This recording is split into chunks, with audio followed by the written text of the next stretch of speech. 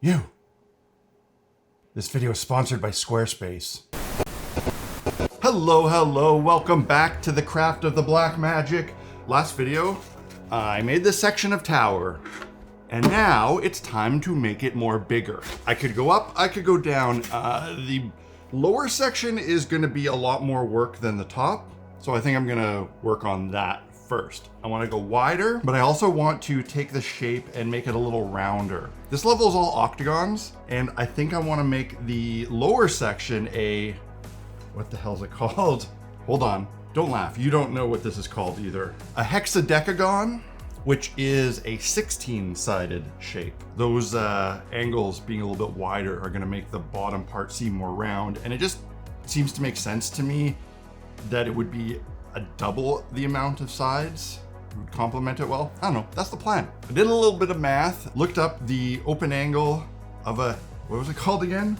Hexadecagon is 157 and close enough to call it half degrees. So 180 minus that is 22 and a half, and then half of that is 11 and a quarter. So I'm gonna figure out on my Proxon how to cut these wall sections at an 11 and a quarter degree angle, but probably just 11 will be close enough. I'm gonna have to break down some big foam to do that, which brings me to a little point I do want to discuss, which is health and safety of cutting foam.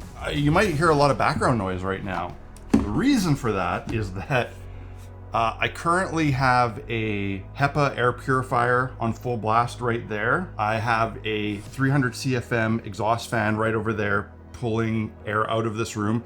I have my window open so that that air, circulates and new fresh air comes in. And I now have just a normal tower fan right there that's gonna blow any fumes from this that way, away from my face, and it's all gonna get sucked out and go over there. So yeah, don't breathe this stuff. But also that's why it might be noisy. Let's cut some foam.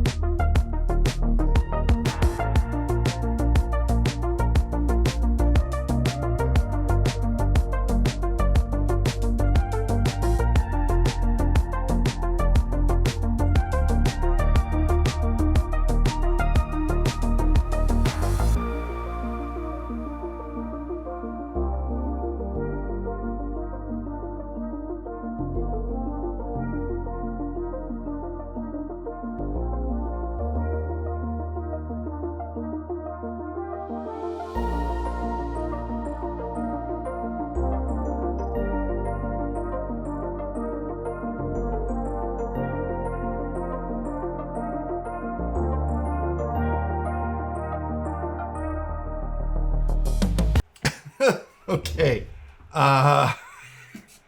this is really big.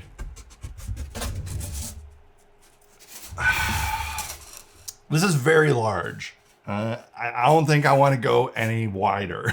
This is gonna be the bottom section, and it's gonna be as wide as this thing gets. It's like 30 inches across. It's a little bit silly. And since it's so much wider than this section, I'm gonna make another level to go on top of this that's not quite so wide. So it's kind of like stacked up towards this one, but I have to make this a lot more sturdy. I gotta stiffen it up, and I think the best way to do that is just sheet the top of it, and then I can put some pieces underneath as supports. Again, where am I gonna store this thing? Jesus Christ.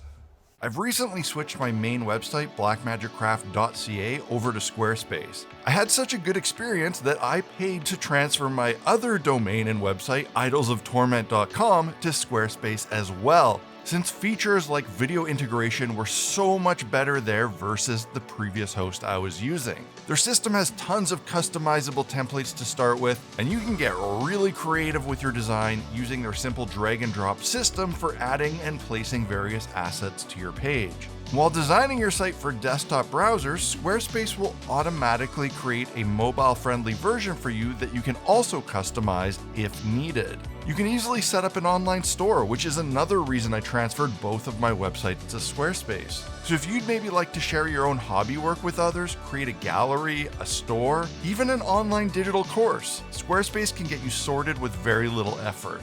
Go check out Squarespace using the link in my description and start your free trial. And when you're ready to launch your amazing new website, use the URL squarespace.com/blackmagiccraft to save 10% off your first purchase of a website or domain using the code blackmagiccraft.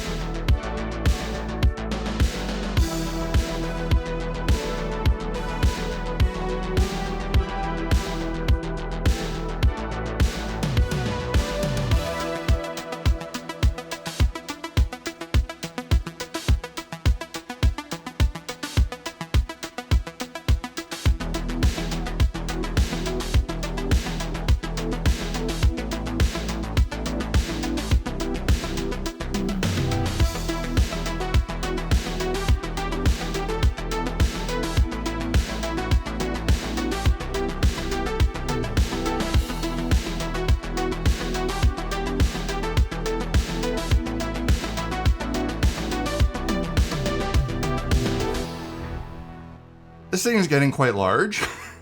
I know last video I talked about wanting to just glue everything together, not keeping it so that I could take it apart. But I think I'd be a fool to not have this at least come apart from this large bottom base.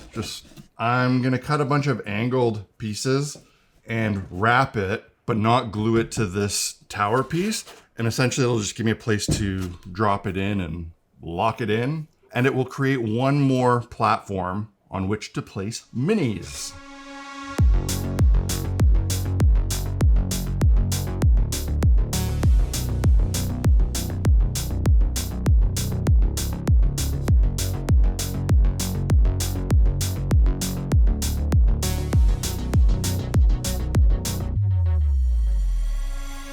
Last night I was sitting here playing around and I was thinking about this. The initial thought was just to do some kind of a, little guardrail border similar to this. But then I grabbed these busted pieces from a previous build and I thought, you know what? It would probably look really cool if I did something like that. However, I think I'll go with a pointy style archway similar to these ones. just so it matches better. But before I make these and put them on, I want to deal with this. I have to cover this, and I think I want to use some of these supports like I did up here, but I want to make some bigger supports, right? Like something similar but chunkier. So I'm going to do that first, get that all attached, and then I'm going to try to make some cool border with arches.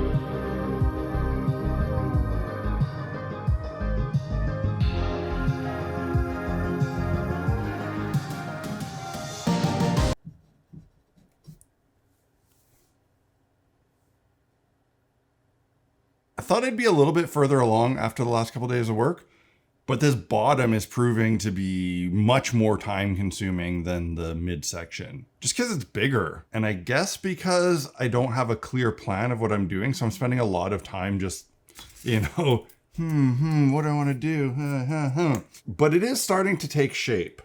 Unfortunately, I am starting to question my decision to make this thing. The naysayers have started to make their way into my brain and, you know, make me think, yeah, why am I making this? It's not practical. I have nowhere to put it. It's not really the most functional bit of terrain. And normally that wouldn't bug me, but because there's been so much work going into it, it does make me, you know, take pause. But I think a lot of the people that criticize what I'm doing with this or didn't understand it fail to appreciate the beauty of the process.